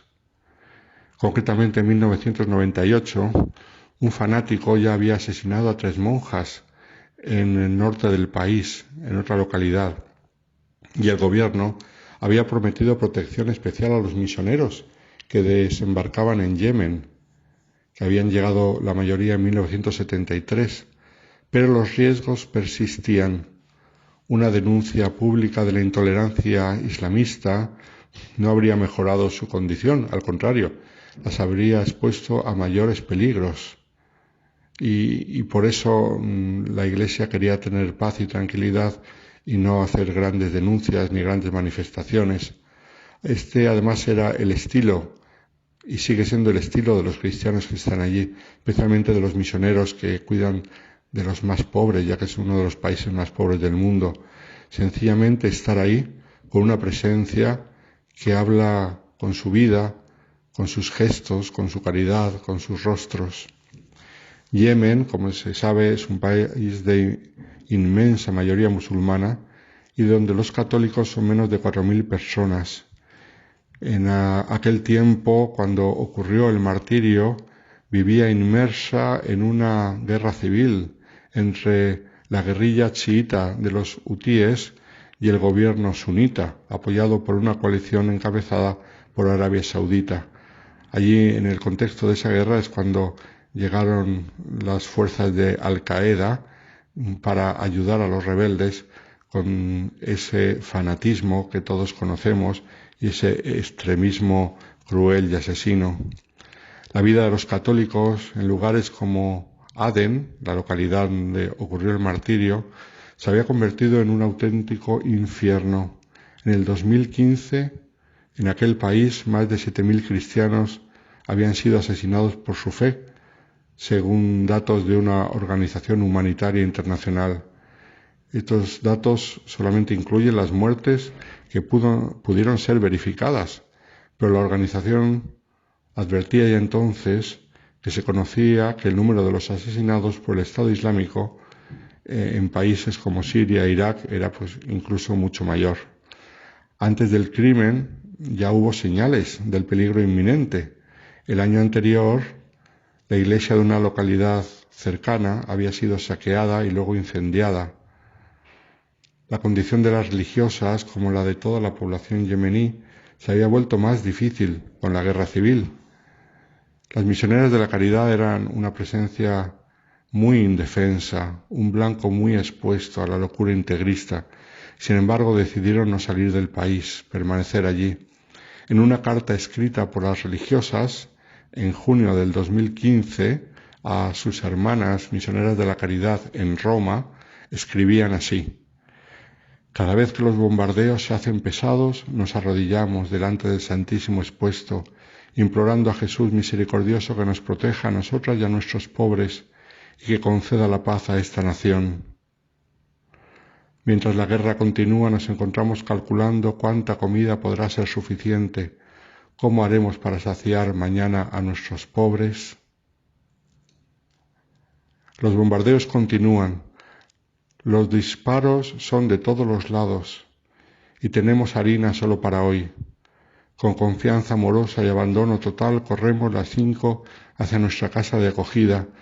Nos refugiamos a veces bajo los árboles, pensando que esta es la mano de Dios que nos protege. Y después corremos de nuevo velozmente para alcanzar a nuestros pobres que nos esperan serenos. Muchos son ancianos, algunos no ven, otros con discapacidad física o mental. Al tener conocimiento de la terrible masacre, el Papa Francisco quiso acudir, tras el rezo del Ángelus, el domingo siguiente, a visitar a las misioneras de la caridad residentes en Roma, precisamente en el Vaticano. El Papa Juan Pablo II abrió en los muros del Vaticano una casa para ellas, para que atendiesen a los pobres de aquel barrio. Papa Francisco acudió por sorpresa a la casa, se llama así, Dono di María, donde las monjas cuidan a personas sin hogar, para dar el pésame a las hermanas y proporcionarles consuelo ante el dolor por el asesinato de las religiosas. Vamos a leer brevemente parte del relato que hizo la religiosa que sobrevivió, la superiora de la comunidad, porque se encontraba fuera en aquel momento. Ella después ha escrito lo siguiente: como todas las mañanas, las hermanas asistieron a la misa y luego desayunaron. Como era costumbre, el sacerdote permaneció en la capilla rezando y luego comenzó a preparar las cosas que habían quedado pendientes del día anterior. A las 8 de la mañana las hermanas rezaron la oración del apostolado de la oración. Esa es la oración que hemos dicho antes, esto es lo que escribe la hermana. A las 8:30 continúa la hermana: un grupo de milicianos del Estado Islámico vestidos de azul irrumpieron, matando a un guardia y al chofer. 5 jóvenes etíopes de religión cristiana comenzaron a correr hacia donde estaban las hermanas para decirles que los miembros del ISIS habían irrumpido y que estaban allí para matarlas. Los 5 fueron asesinados uno detrás del otro. Los milicianos los ataron a los árboles, les dispararon a la cabeza y luego les rompieron el cráneo a golpes. Las hermanas comenzaron a correr de 2 en 2 hacia diferentes direcciones del interior del convento, y en ese momento había varios huéspedes, hombres y mujeres, acogidos allí. 4 mujeres que trabajaban en el complejo empezaron a gritar: no maten a las hermanas, no maten a las hermanas. Una de ellas era cocinera, había sido cocinera allí por 15 años en el centro, y los milicianos las asesinaron también a todas ellas. Tomaron primero a Sor Judith y Sor Reginer, las ataron y las dispararon a la cabeza y les rompieron el cráneo. Mientras las hermanas corrían en distintas direcciones al interior del convento para intentar avisar al padre Tom. Luego ya fueron a por las otras dos y capturaron a Sor Marguerite y Sor Anselm. Las ataron y las dispararon también en la cabeza. Después las sepultaron en la arena. Mientras tanto, la superiora, que estaba fuera, entró en el lugar, pero no por la zona donde estaban los milicianos, sino por la zona de la comunidad. Vio a todas las hermanas y a los ayudantes asesinados. Y antes de que pudiesen ingresar en la zona de la comunidad, ella se ocultó en la cámara frigorífica, que en ese momento la puerta estaba abierta. Y una cosa muy curiosa, había miembros del ISIS por todos los lados buscando a la superiora, porque sabían que las hermanas presentes en la casa eran 5, y entraron al menos 3 veces en la cámara frigorífica. Ella estaba allí, no se había escondido, estaba detrás de la puerta, y ellos no la vieron. Ella lo consideró un auténtico milagro. Mientras tanto, en el convento, el padre Tom, escuchando los gritos y viendo lo que pasaba, intentó consumir todas las hostias consagradas, pero no tuvo tiempo para consumir la forma grande y por lo tanto la echó en el agua junto con el aceite de la lámpara del Santísimo para que quedase destruida y no la pudiesen profanar. Uno de los vecinos del lugar vio a los asaltantes que se llevaban en el coche al padre Tom. Después, entre las 10 y las 10:15, los milicianos del Estado Islámico concluyeron su ataque y se fueron. Es una historia terrible. El epílogo es que el padre Tom, que era un sacerdote salesiano, estuvo secuestrado durante 18 meses y al final fue dejado en libertad sin sufrir más daño, después de un gran trabajo internacional, diplomático, para conseguir su libertad, pero 18 meses de captura. Testimonio terrible el de la muerte de estas hermanas, pero nosotros en todas estas ocasiones vemos el amor de Dios que les dio la fuerza en el martirio y que sin duda en el cielo las acogió de brazos abiertos, porque ellas supieron ser fieles hasta el final, fieles en la caridad y fieles en el martirio. Un gran ejemplo para todos nosotros. Muy buenas noches a todos los oyentes de Radio María.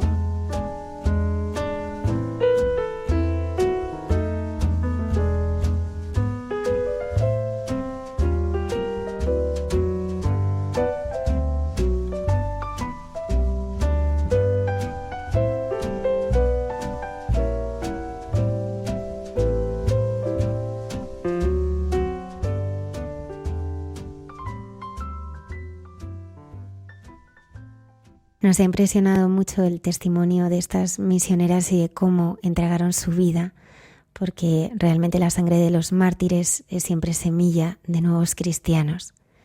La hermana Carmen Pérez y José Manuel Palomeque dialogan en Entre tú y yo sobre la necesidad de la experiencia personal para vivir la fe y el amor.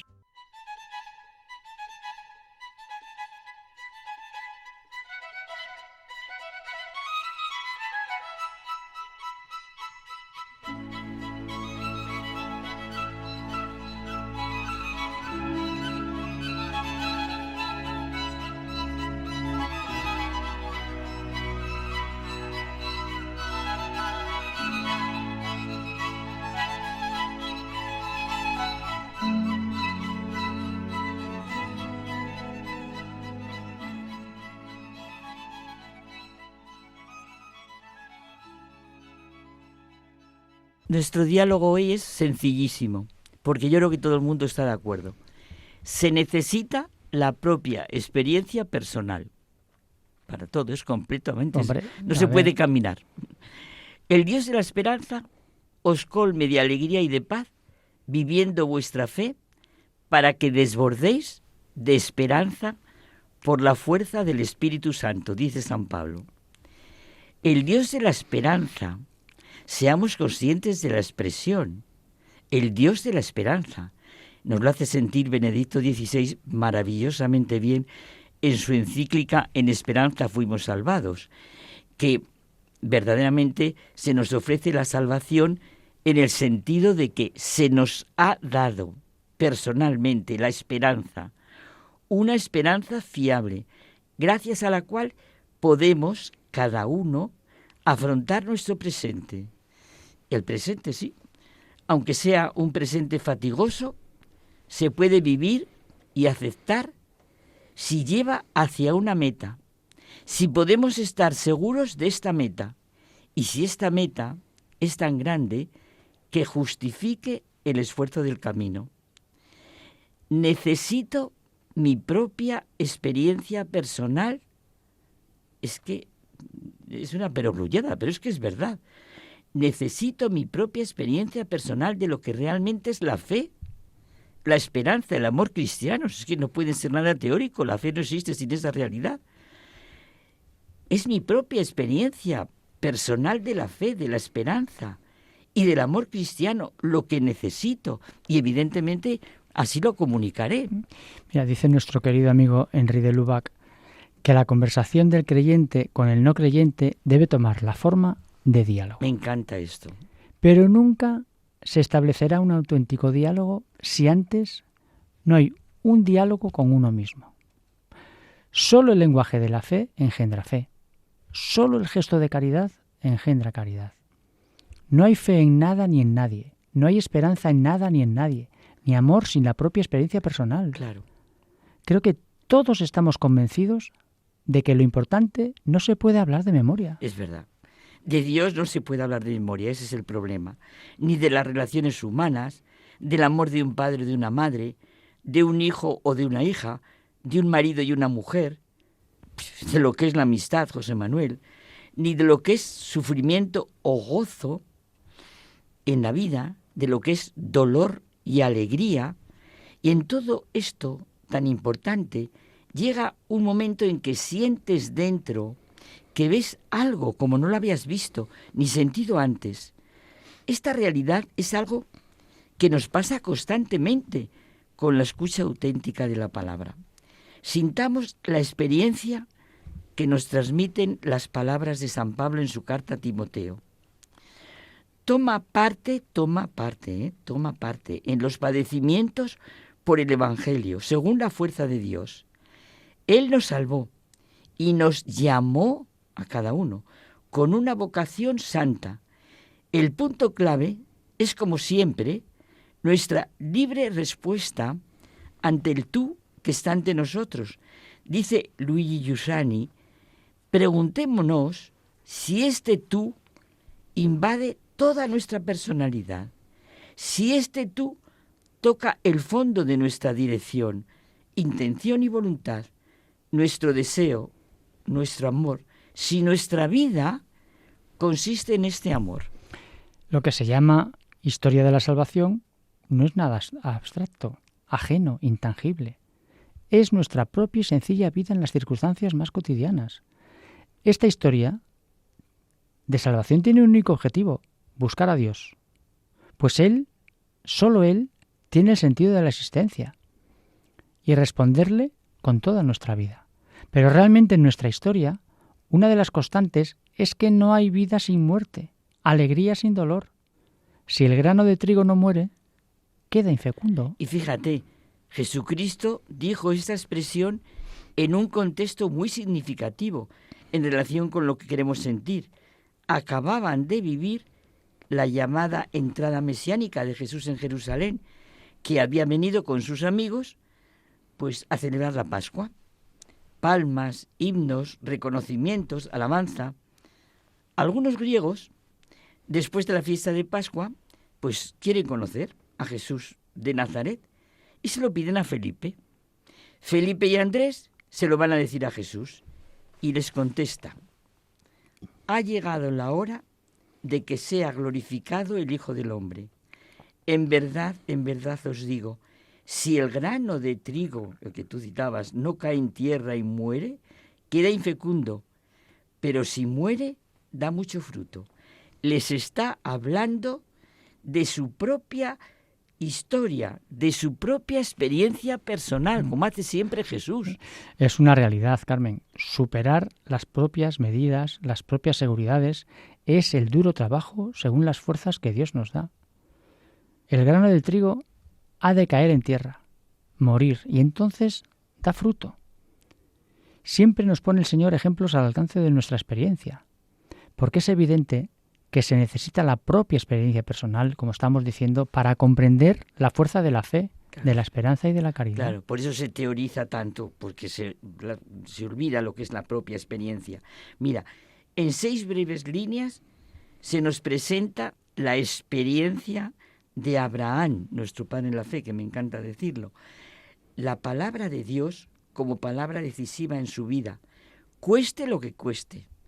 Sal de tu tierra y de la casa de tu padre, hacia la tierra que te mostraré a ti, ¿verdad? Haré de ti una gran nación, te bendeciré, haré famoso tu nombre y serás una bendición. Bendeciré a los que te bendigan y en ti serán benditas todas las familias de la tierra. Es maravilloso. Esta es la fe de Abraham, la de todo hombre, el Dios de Abraham. ¿Qué fuerza tiene ese sal de tu tierra, a la tierra que te mostraré? Te bendeciré, serás bendición. Oye, con otras palabras, la misma realidad.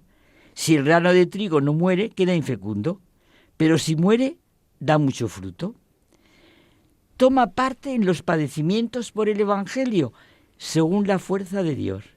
Jesús de Nazaret vivió todas las situaciones de nuestra vida humana. Nacido de la Virgen María, se hizo verdaderamente uno de los nuestros, semejante en todo a nosotros, excepto en el pecado. Trabajó con manos de hombre, pensó con inteligencia de hombre, obró con voluntad de hombre, amó con corazón de hombre. Se nos dice en la Gaudium et Spes los gotos y las esperanzas, la constitución pastoral sobre la Iglesia en el mundo actual. Jesucristo siempre habló desde su propia experiencia, en todos los momentos, los de gozo y los de sufrimiento, los de vivir la amistad y sufrir la traición. Era la garantía de nuestra propia resurrección. Se trata de seguir escuchando en nuestro interior la voz de Dios. Este es mi Hijo el amado, en quien me complazco. Escuchadlo. Tenemos que salir de nuestra tierra, de nuestra geografía, de nuestras medidas y criterios, de nuestros egoísmos y victimismos, y de ir a la tierra que Él nos muestra. Sentiremos su bendición y seremos bendición. En todo lo importante, en todo, se necesita la propia experiencia personal. Mira, recordamos una vez más la afirmación del gran pensador Bersón, que a mí me gusta tanto. Los santos solo tienen que existir. Su existencia es una continua llamada. La vida, sí, con mayúscula, atrae, al igual que la alegría, con mayúscula. Mira, el Papa León XIV sostiene que la fe debe vivirse de manera concreta y transformadora, no limitarse a la teoría o a meros deberes religiosos. Destaca la necesidad de una experiencia personal y gozosa de Jesús, que se manifiesta en la acción, el amor, la justicia y el testimonio en la vida diaria. Esto implica una fe auténtica, que se convierte en un criterio de vida y que se comparte en comunidad, abriendo fronteras y construyendo puentes. Pues mira, acabamos nuestro diálogo con el comienzo tan vital, tan experiencial, de la constitución pastoral, los gozos y las sombras. es precioso. Los gozos y las sombras, los gozos y las esperanzas, las tristezas y las angustias de los hombres de nuestro tiempo, sobre todo de los pobres y de cuantos sufren, son a la vez gozos y esperanzas, tristezas y angustias de los discípulos de Cristo. Nada hay verdaderamente humano que no encuentre con su corazón. La comunidad cristiana está integrada por hombres que, reunidos en Cristo, son guiados por el Espíritu Santo en su peregrinar hacia el reino del Padre y han recibido la buena nueva de la salvación para comunicarlo a todos. La Iglesia, por ello, se siente íntima y realmente solidaria del género humano y de su historia. Pues sí, la propia experiencia.